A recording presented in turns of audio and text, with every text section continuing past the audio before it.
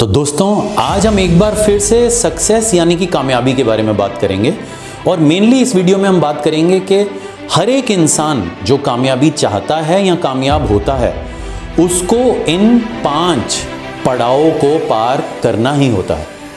लेकिन सबसे पहले हम ये समझाएं कि कामयाबी का जो पर्सपेक्टिव है, परिप्रेक्ष्य है, वो अधिकतर हम काम, करियर या एंटरप्रेन्योरशिप में ही देखते हैं।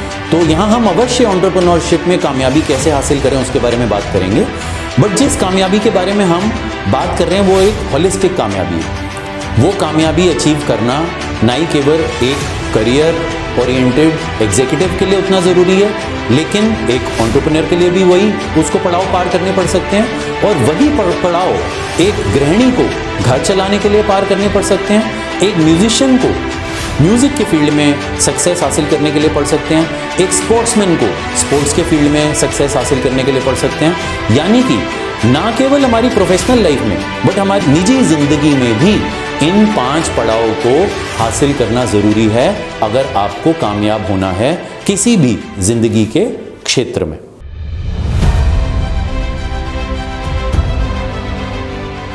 तो पहला पड़ाव क्या है? सबसे पहले अगर आपको ये लगे कि आपको दुनिया इग्नोर कर रही है तो पहले ही समझ जाएं कि कुछ ना कुछ आप ठीक कर रहे हैं, क्योंकि सोसाइटी या दुनिया एक लॉ ऑफ इनर्शिया पे चलती है। वो ये पसंद नहीं करती है कि स्टेटस क्वो चेंज हो, जो जैसा चल रहा है उनको वैसा ही पसंद है चलता हुआ। जहीं कुछ चेंजेस आते हैं तो डिस्कम्फर्ट होता है। इसलिए कोई भी इंसान अगर ज़िंदगी में अपने फील्ड में, जैसे मैंने बोला, घर पे कोई गृहिणी, ऑफिस में कोई एम्प्लॉई कुछ चेंज करना चाहेगा तो किसी को वो पसंद नहीं आएगा। और उसको ये कामयाबी हासिल करने देने से रोकने के लिए जो पहला पड़ाव दुनिया का होता है वो होता है इग्नोर करने का। और जैसा हम जानते हैं, साइकोलॉजिस्ट ये क्लियरली बताते हैं कि किसी को अगर आपने डिमोटिवेट करना है तो उसकी अचीवमेंट्स या उस इंसान को इग्नोर करना शुरू कर दो। उसने कोई अच्छा काम किया, इग्नोर कर दो, उसको किसी बात का क्रेडिट ही मत दो उस काम का।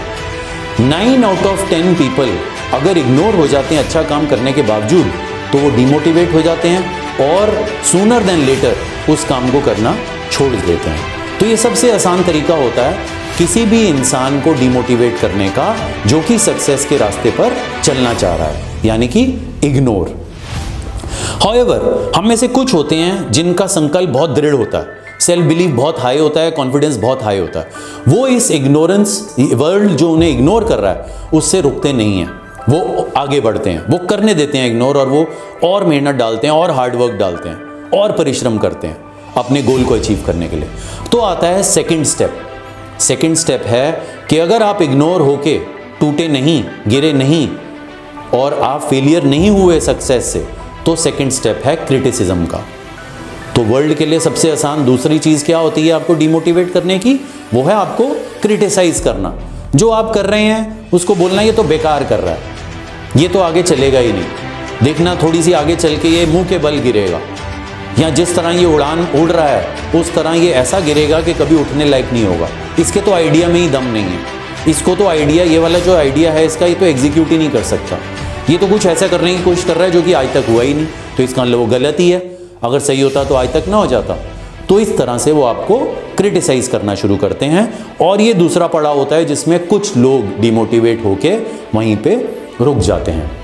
लेकिन उसके बावजूद कुछ लोग जो आगे बढ़ने का साहस दिखाते हैं तो वो इग्नोर होने से या क्रिटिसाइज होने से नहीं डरते, नहीं घबराते, और वो सक्सेस के रास्ते पे आगे बढ़ने की परिश्रम व कोशिश कंटिन्यू रखते हैं। तो आता है तीसरा स्टेप, और वो तीसरा स्टेप सबसे स्ट्रॉन्ग रेजिस्टेंस या ऑपोजिशन का स्टेप है, और वो स्टेप है कन्फ्रंटेशन का। गांधी जी ने बड़ा क्लियरली समझाया है अपने बहुत सारे विश्लेषणों में कि अगर दुनिया से कोई इग्नोर करके नहीं फेल होता तो वो उसको क्रिटिसाइज करते हैं, और क्रिटिसाइज करके भी फेल नहीं होता तो वो उसको कन्फ्रंट करते हैं। कन्फ्रंट यानी अब आप उसके ओपन ऑपोजिशन में आ जाओ, उसको बदनाम करना शुरू कर दो, उसके बारे में उल्टी सीधी बातें करना शुरू कर दो, उससे डायरेक्ट लड़ाई झगड़ा कर लो किसी प्लेटफॉर्म पे। वो एक सोशल प्लेटफॉर्म हो सकता है, गेट टुगेदर्स हो सकते हैं, उसकी बेइज्जती करना शुरू कर दो, उसके आइडिया या बिलीफ की निंदा करना शुरू कर दो, उसको डायरेक्टली ये बोलना शुरू कर दो कि तुम्हारे तो बस की नहीं है, या तुम जिससे टक्कर ले रहे हो वो तो इतने बड़े लोग हैं, तुम तो कहीं के भी नहीं रह जाओगे इस टक्कर को लेके। तो इस तरह से अलग अलग तरह से कन्फ्रंट करके लोग चाहेंगे और कोशिश करेंगे कि आपको निस्ता नाबूद कर दें, आपको अपने रास्ते से भटका दें और आप उस रास्ते पे आगे ना चल पाएं। लेकिन जब कोई सैलाब आता है तो वो इग्नोर होना, क्रिटिसाइज होना और कन्फ्रंट होना का फ़र्क नहीं करता। वो इन सारे ही बैरियर्स को, बांधों को पार करता हुआ निकल जाता है वो इंसान जो अपने सेल्फ बिलीफ पे कायम होता है और जो अपने गोल पे फोकस्ड होता है। तो इन पड़ावों के बाद कहीं जाके आता है एक नेक्स्ट पड़ाव, जो कि पड़ाव होता है एक्सेप्टेंस का। अब यहाँ ये वो पड़ाव है जो लोग ये समझ जाते हैं कि ये इंसान रुकने वाला नहीं, और अगर हम इसके ऑपोजिट खड़े होते हैं तो कहीं ना कहीं हमारी ही हार होगी। इसलिए लोग आपकी तरफ न्यूट्रल हो जाते हैं, वो नेगेटिव या आपके अगेंस्ट तो नहीं होते, लेकिन आपके पॉजिटिव में भी नहीं होते, लेकिन वो न्यूट्रल हो जाते हैं। वो आपके आइडियाज़, कंसेप्ट्स, आपके स्टेप्स को एक्सेप्ट करना शुरू कर देते हैं। तो ये पड़ाव होता है एक्सेप्टेंस का, और इस न्यूट्रलिटी में वो कहीं ना कहीं आपको, अपने आप को आपके साथ अलाइन कर लेते हैं और आपको अपोज करना बंद हो जाते हैं। और लास्ट जो सबसे बड़ा पड़ाव होता है, यदि आप एक्सेप्टेंस के पड़ाव के भी आगे चले जाएं, तो वो पड़ाव होता है आपका फॉलोइंग का।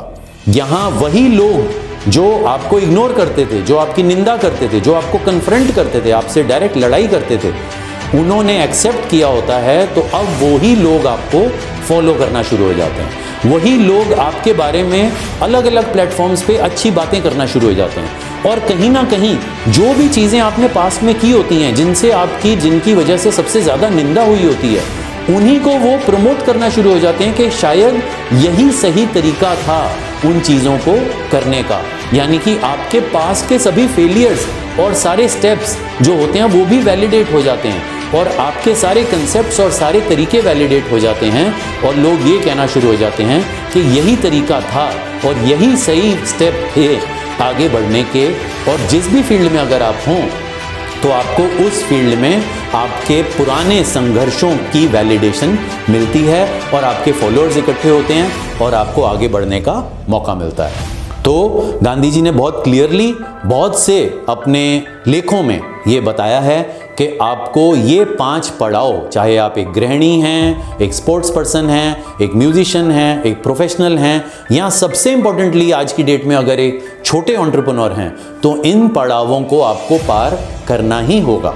तो आज हमने ये सीखा कि आपके रास्ते में ये 5 पड़ाव आएंगे, और इन 5 पड़ावों को, यानी कि पहला, अगर आप इग्नोर होते हैं, दूसरा, अगर आप क्रिटिसाइज या कोई आपकी निंदा करता है, तीसरा, अगर आपकी लोग कन्फ्रंटेशन करते हैं, चौथा एक्सेप्टेंस, और फाइनली फॉलोइंग आपको मिलेगी ही मिलेगी। आपको दृढ़ निश्चय और संकल्प रखना है कि आपको सक्सेस के पाथ पर चलते रहना है। इसके अनेक एग्जाम्पल्स हम आने वाले कुछ वीडियोस में भी शेयर करेंगे, और अगर आपको हमारे पुराने और आज के वीडियो अच्छे लगें तो हमारे चैनल को सब्सक्राइब करिए, और इन वीडियोस पर कमेंट्स और लाइक्स दीजिए, और अवश्य इनको शेयर कीजिए। धन्यवाद।